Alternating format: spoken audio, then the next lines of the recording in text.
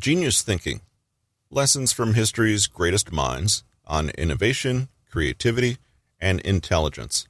Written by Peter Hollins, narrated by Russell Newton. What is a genius? Perhaps the first answer that pops into your mind is the popular depiction of geniuses in TV shows. You know the kind. Smart-talking, slightly arrogant black sheep who seem to solve the crime or win the chess tournament without breaking a sweat. People have always been fascinated with genius and with the ability to wield superior intellectual mastery.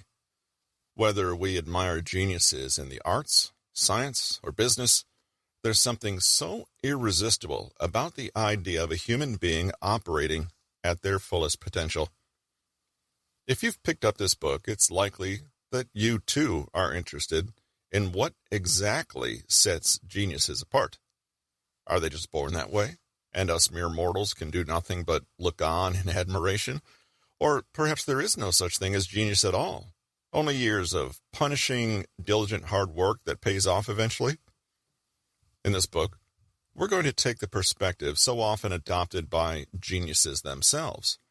We're going to approach the idea of intellectual mastery and success as our topic, and study it as Einstein studied physics. In other words, we'll become students of human success and look closely not into any one subject, but into the way we think about those subjects and how we can optimize our learning and abilities. We'll observe, take notes, and see what we can learn from the great thinkers of our time. And there's a lot to learn for those who are willing to pay attention. What genius can you think of off the top of your head? In this book, we'll look at the lives and works of people like Socrates, Einstein, Descartes, Darwin, and Copernicus, among others. Despite living in different cultural and historical periods, and despite having different interests and ideas, these men in fact share a surprisingly predictable set of personal characteristics. So, what are these traits? Before you carry on reading, close this book and see if you can zoom in on just one or two qualities or attributes that you think make the essence of a genius. Intellectual curiosity. Chances are you thought of something along the lines of, a genius is intellectually hungry and curious about everything. No matter the chosen outlet, intelligent and highly conscious people tend to want to know why.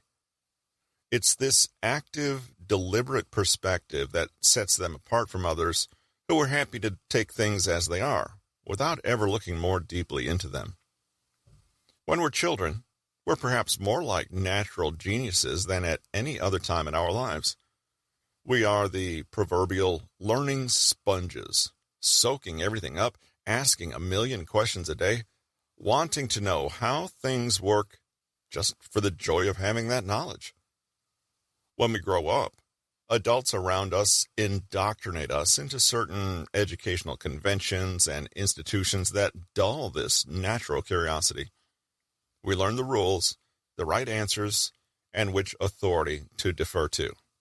In other words, we stop relying on our own innate fascination with the universe around us. For a genius, curiosity never seems to subside. No matter how old they are, they seem to have a knack for looking at the world with the wonder of a little child seeing it all for the first time. They are enraptured by things that other people think are commonplace. They want to understand how it all works, what it means, how it fits together, and they don't stop investigating until they find out. And this leads us to conclude something interesting, that people like Socrates and Einstein aren't in possession of something superhuman. Rather, they may have merely figured out how to retain a certain mindset that all humans are typically born with. We'll be focusing on such people in this book because their lives are a matter of public record, and it's easy to see what might have worked for them. But geniuses are all around us, and more common than we think. Granted, many people in the world are dogged in their pursuit of knowledge. Picture a journalist relentlessly pursuing the truth or the next scoop, or an academic going over their field with a fine-tooth comb as they compile a PhD thesis. The difference here, though, is that the people may be pursuing knowledge and intellectual mastery for some secondary gain. For example, they choose to learn and develop skills so they can make money, or win the esteem of their peers, or satisfy the expectation of others.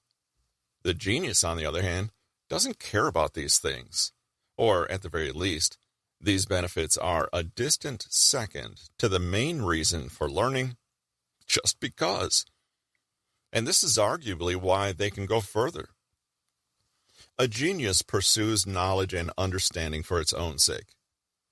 The thrill of learning, of peering into the mysteries of life, of gaining a grasp of what was once unintelligible, these things are seen as rewards in themselves, and they are their own good worth chasing. You can see this in the fact that many geniuses will pursue knowledge and understanding despite the fact that it actually compromises things like money, security, and social approval. As we'll soon see, many of the most celebrated geniuses throughout history were actually reviled by their peers at the time, or sacrificed relationships and financial security in order to pursue the object of their intellectual fascination. Geniuses are never lukewarm about the unknown, and they certainly don't fear it. Instead, they are enchanted with it and seek to satisfy their curiosity. Their attitude is one of the natural scientist. They want to engage with the deeper functioning of the universal machine rather than simply accept the surface manifestations. Is this a trait that you can actually develop in yourself, though? Well, absolutely. Remember, we're all born with an innate curiosity. We wouldn't know what we know now, or indeed have survived to adulthood, unless we were 100% fine-tuned, natural learning machines. It's a question of reconnecting with that inborn curiosity and yearning to understand.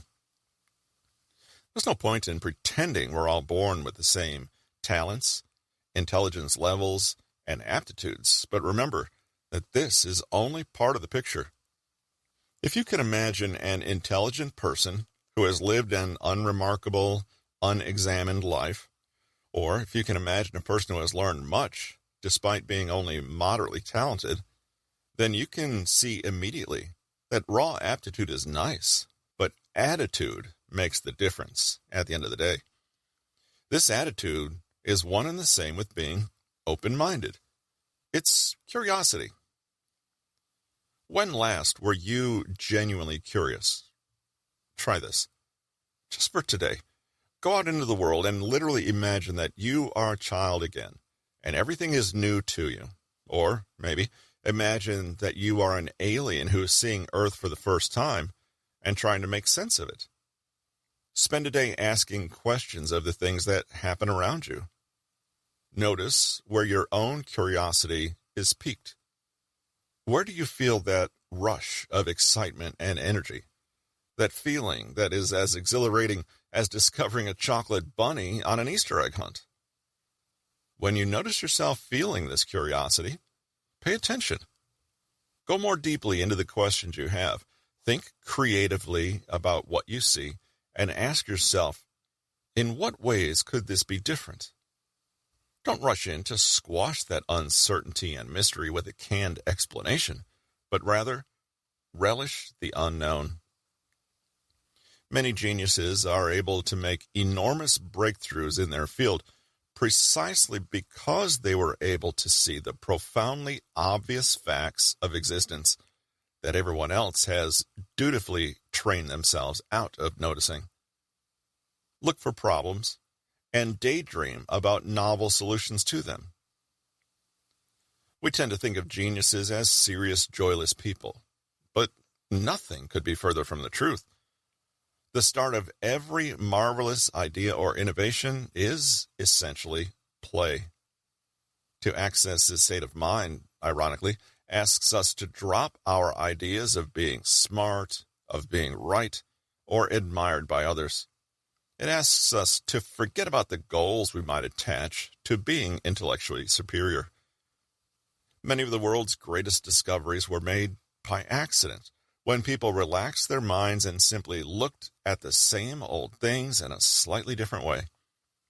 We'll explore the fundamental value of curiosity, open-mindedness, and a perspective of goalless play in subsequent chapters. But for now, imagine that a genius is nothing more than a child who sees the entire world as a vast and wonderful playground. With this mindset, you're halfway to being a genius yourself. Willpower and discipline. Of course, it's not all just fun and games. Though many eureka moments have happened in the ways described above, this is only the start of the journey. A person who is blessed with loads of natural curiosity will find plenty of interesting avenues of inquiry, but may never actually muster the energy and discipline to go all the way in any single one of them. This is because another quality is essential for reaching that level we associate with genius: hard work. There's a phenomenon known to all university lecturers. A brilliant, high-achieving student leaves high school and enrolls in an esteemed program, and then proceeds to flunk badly. The trouble is not that this smart and accomplished student is failing. The problem is that they don't know how to fail. In other words, because of their intellect, learning until that point has been pretty easy for them, and not something they've ever had to work at. When they advance in their learning and start to get closer to the limits of their understanding, they are completely unpracticed in dealing with confusion, uncertainty, and the prospect of having to work extremely hard to make progress. They simply have never developed those skills. Their success up to that point has been, if you like, for free. Meanwhile, other more average students who have already learned to work hard in high school tend to adapt more easily and may outperform those who are, by all measures, more intelligent. If creativity, inspiration, and curiosity are the spark that get the fire started, not to mention inborn intelligence, then at some point you need a constant source of fuel to keep those flames burning for the long term. When we look at geniuses or ultra-successful people, we only see their success. We see them at the end of their journey. Once the grand theory has been pieced together, the invention finally works, or the magnum opus is completed. But this is just the surface gloss, just a fraction of a percent of the total work that such a person has actually undertaken over years, often decades. This is like watching a person step over the finish line in a marathon. The final step is just one of hundreds of thousands of other steps that have brought them to that point, none of them quite as exciting as the last one. Geniuses do the work that other people are not willing to do. These are the people who are prepared to stay up late into the night. In fact, it's insatiable curiosity together with relentless hard work that produces most of the geniuses' success. Without passion, they cannot push through challenge and adversity. Without the hard work, the passion is never attained and made real. People can become fatigued with their life course because, although they have the fuel, i.e., the willingness to work hard, they lack the sincere love for the topic that helps ignite them. They give up long before the person who is willing to work hard, but also genuinely passionate about their path of action. Patience, dedication, and self-esteem are what's needed to shape and direct our natural and spontaneous intellectual curiosity. Like scientists, we need to organize and structure our inquiry into the world around us.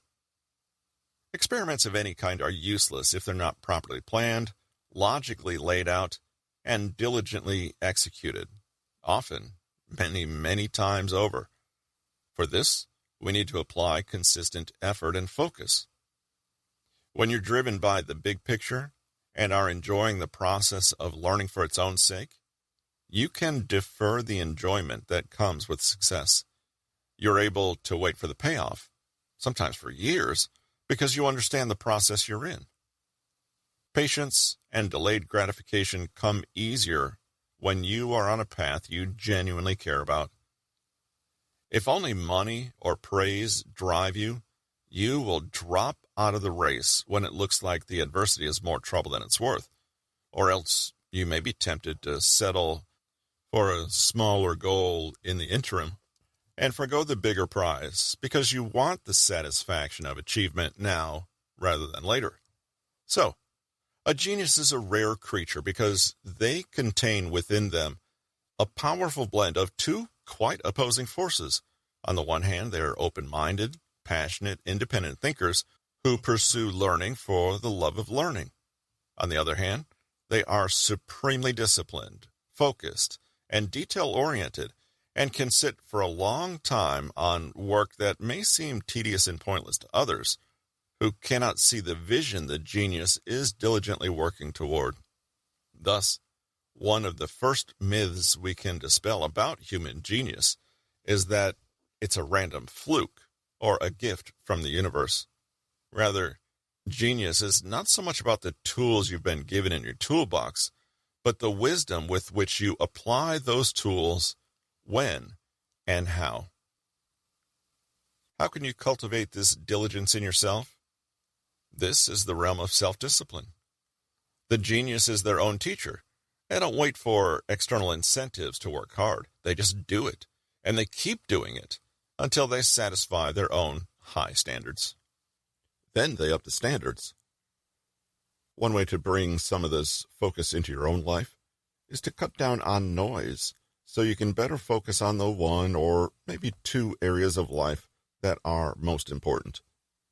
You might decide that each day you only focus on one main task. Really get sucked into it and tune out all distractions. Go deep into the work, beyond the superficial. If you're not challenged enough, push yourself more.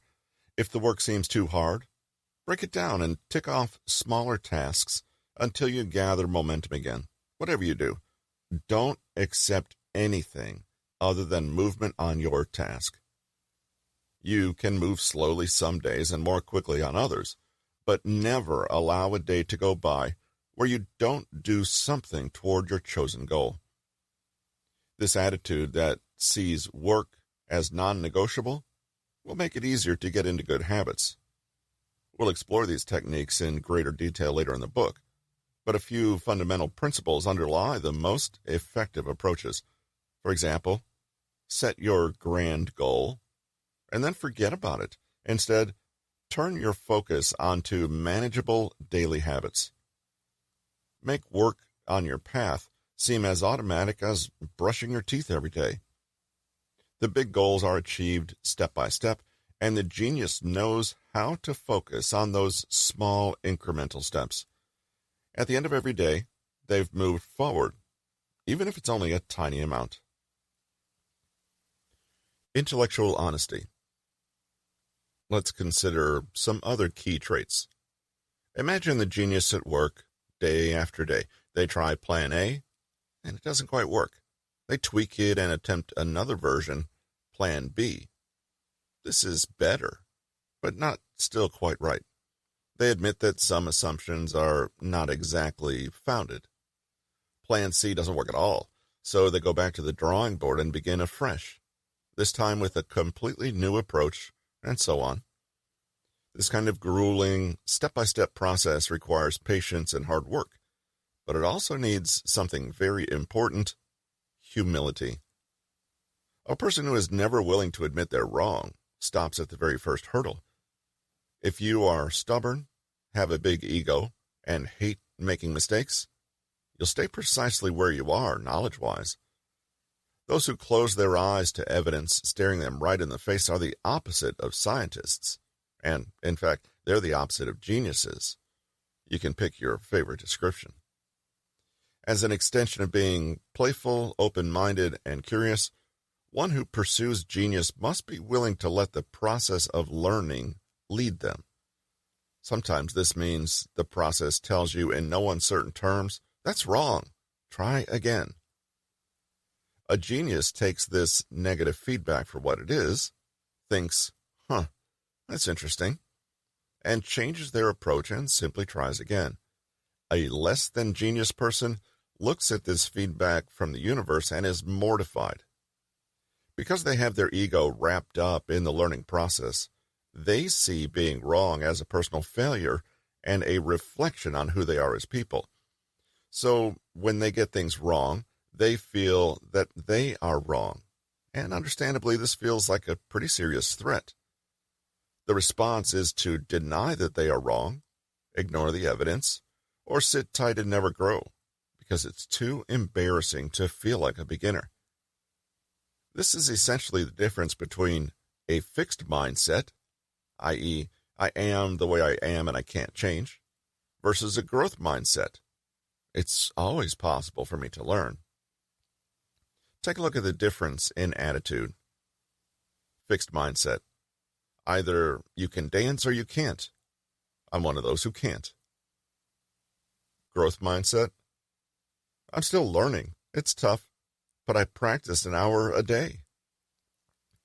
Fixed mindset. Why try? You only fail. Growth mindset. I'll try this and see what happens. If it doesn't work, that's interesting data that I could use. Fixed mindset. It's easy for you to say, but I'm dyslexic, so I can't do that. Growth mindset. My results depend on my consistent effort. When I see others do well, I get curious about how they did it and see what I can learn from them. We can also call this trait intellectual honesty. It's the ability to be flexible, to be honest with yourself, and to self-correct without too much bias or stubbornness. The degree of your willingness to be wrong is directly proportional to your capacity to learn. After all, those who already know everything have no need to ask questions, to be better, or learn from others, so they don't. This is a trait that is very easy to develop in yourself, thankfully. How? Well, it's simple. Be embarrassed occasionally. One thing that is incredibly freeing for the soul and the intellect is to quickly say, I don't know, when you really don't know. If you're in a discussion with someone who has just proven you incorrect, don't dig yourself further into a hole by doubling down on your position or trying to make out that you were really right all along. Instead, say freely and quickly, yes, I think you're right, and simply let go of the idea or belief you held before.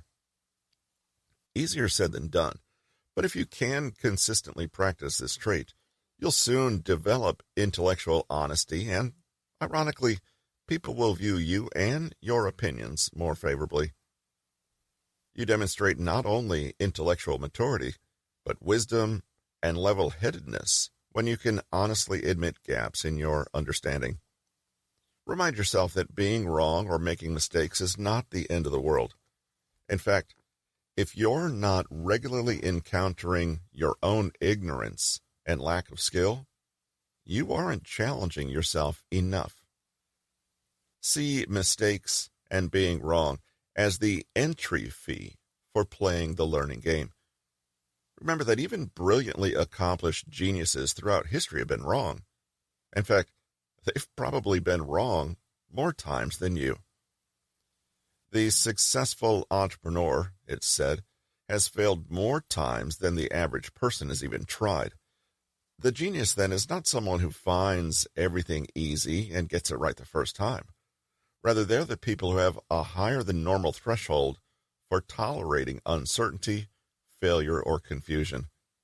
They are the ones willing to be embarrassing novices for years before they get to show off their skill. They're the ones who won't mind when people laugh at their crazy idea. While everyone else might feel sorry for a person who lost tons of money on a venture that didn't pan out, that person may themselves be thinking, excellent, now I know exactly what not to do next time. This is great. Other than regularly saying, I don't know, or I was wrong, and meaning it, the genius mindset is characterized by a sincere lack of bias and prejudice. Keep in mind your natural curiosity. It's not something that thrives in the presence of dogged beliefs and ideas that never budge.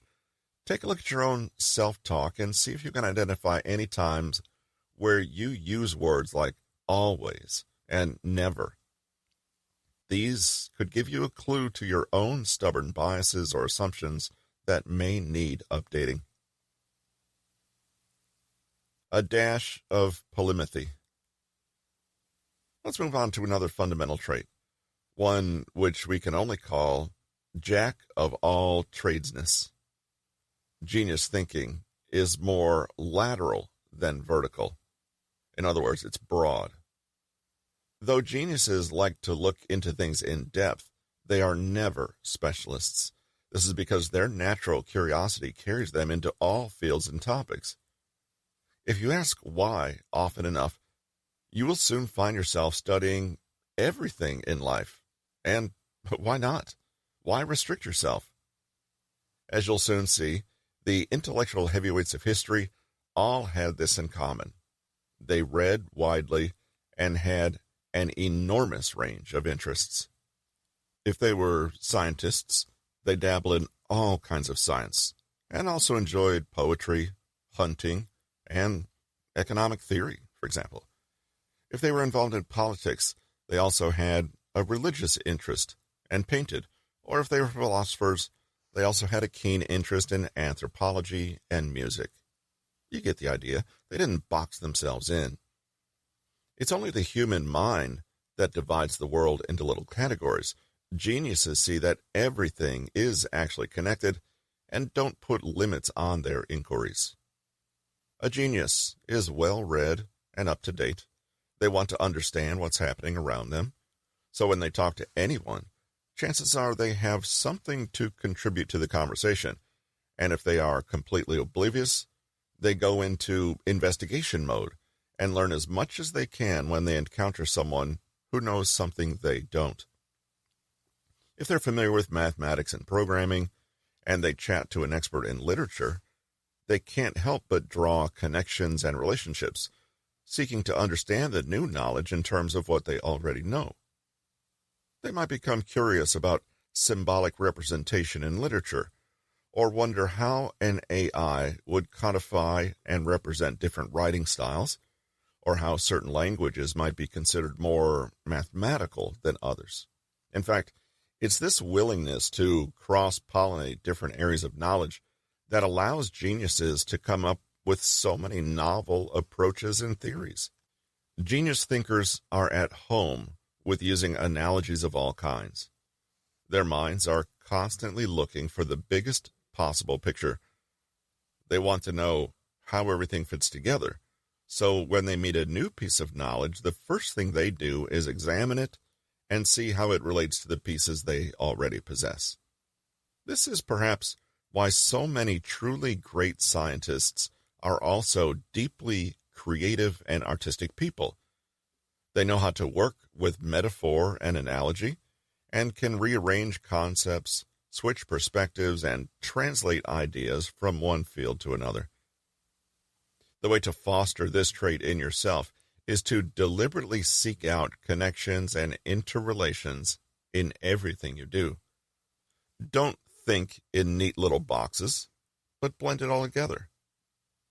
As a fun practice, look around in your life right now and identify one area in which you are an expert or aspiring to be. Now think of an area that you are quite ignorant of. Next, see if you can draw connections between them. Can you see how economies are a little like ecosystems? Or can you understand how composing a complex orchestral piece is a bit like putting together a recipe? Maybe you can hear some music and imagine that it has its own vocabulary and language, or indeed that it can be understood as a kind of animal. The point of making connections and relationships this way is not to discover any real or true links, but rather to open up your own horizons and start to see the world more broadly, i.e., as it really is. Sadly, people are taught that left brain and right brain are different, and that people who are good at hard sciences will naturally be deficient in art and languages, while those who are more creative and socially minded will flounder when it comes to things like business or engineering. A genius doesn't follow those rules in the least. Remember, they see the world as a playground and not as a house with rooms they're not allowed to go into. In your own life, you can make a point of getting into the habit of never assuming something is outside your scope. Even if you think a certain topic or idea is too difficult or irrelevant, take a closer look anyway and see what you can learn. Another good practice is to routinely court information from all parts of the spectrum, i.e., don't always go looking for material that only confirms the beliefs you already have. Don't assume you know what the other side thinks and believes. Go and check it out for yourself. Get into real, good faith arguments with people you disagree with, and genuinely put yourself in their shoes. Deliberately seek out information online that contradicts your perspective and see what happens. Besides saying, I don't know, more regularly than others, geniuses also say something else. This is my opinion for now, but it's only provisional. I'm willing to change it when I'm faced with evidence to the contrary. Finally, in mentioning how geniuses are comfortable with holding provisional opinions and changing their minds when necessary, we can't help but consider something else about them, namely that they are seldom conventional people. Geniuses are constantly thinking outside of the box, or looking closely at the box itself to see what it's made of and how it functions and why. Such people are not rebels exactly. Rather, they follow their own principles and seldom have blind respect for arbitrary rules they see no sense behind. This is because they look more deeply into matters than is common. The world seems far more malleable and up for debate to them than it might seem to others. Rules in this case can look like pointless limits and interference. We've already seen that the genius perspective is one that draws creative connections, sees hidden relationships, and investigates deeply into the real causes of phenomena. Things like baseless public opinion, random rules for the sake of rules, and fearfully towing the line are likely to be far from a genius's mind. But again, it's not as though the people we call geniuses get a thrill from rule breaking.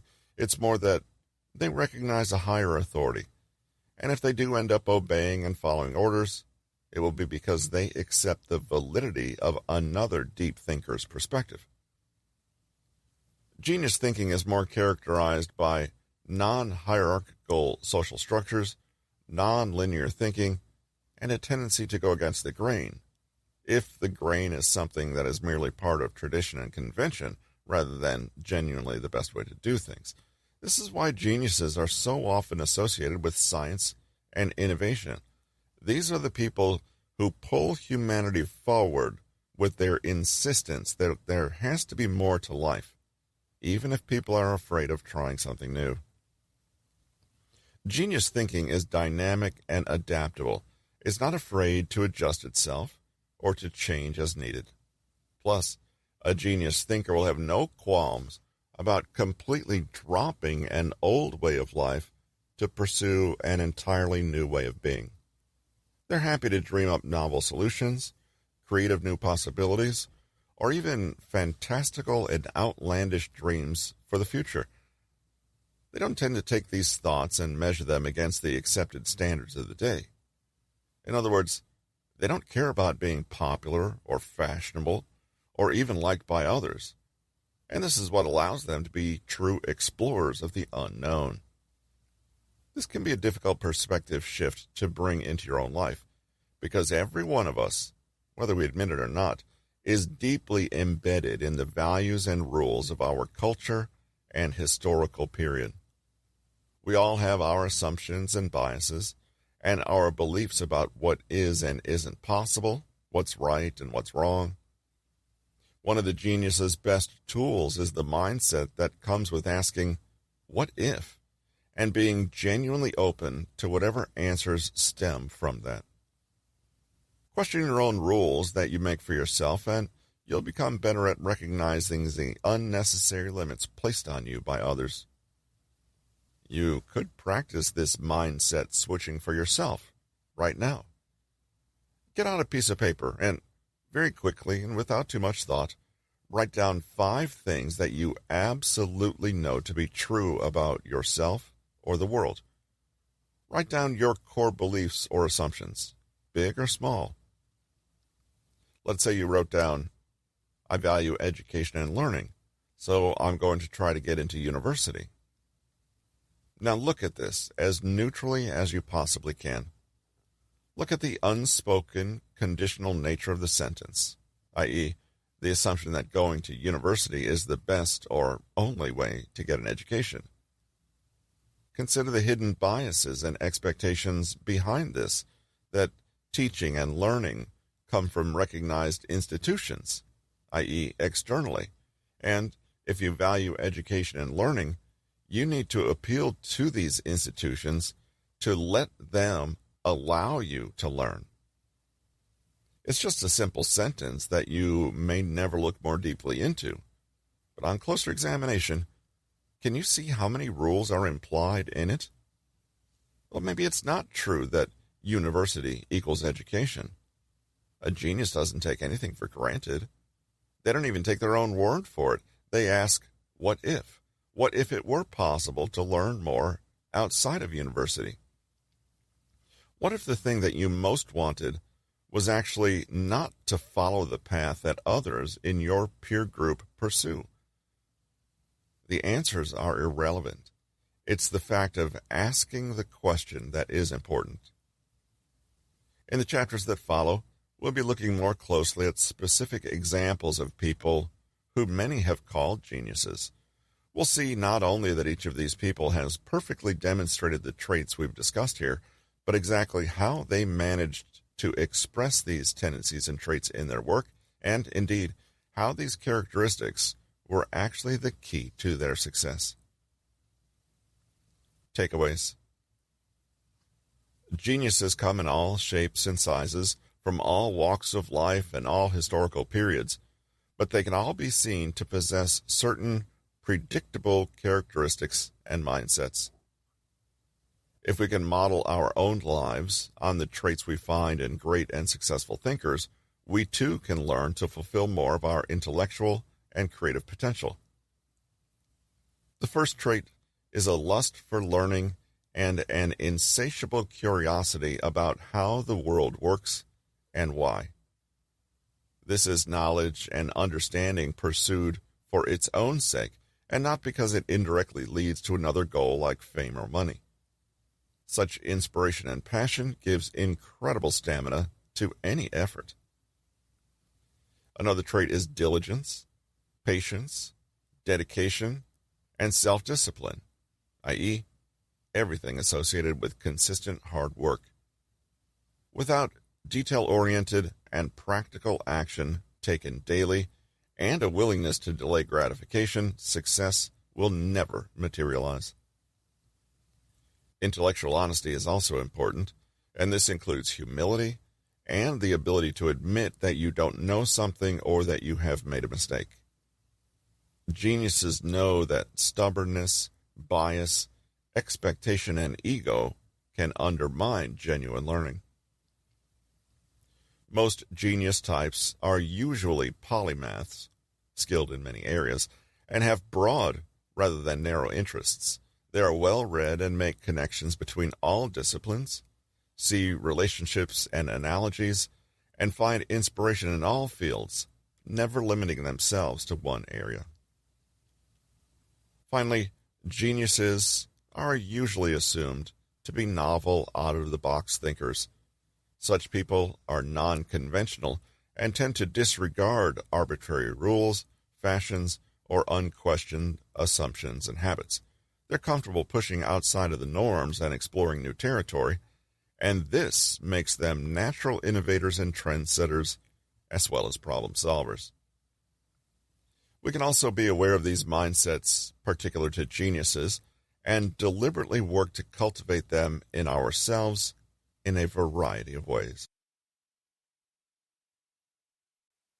This has been Genius Thinking, Lessons from History's Greatest Minds on Innovation, Creativity, and Intelligence, written by Peter Hollins, narrated by Russell Newton. Copyright 2023 by Peter Hollins. Production copyright by Peter Hollins.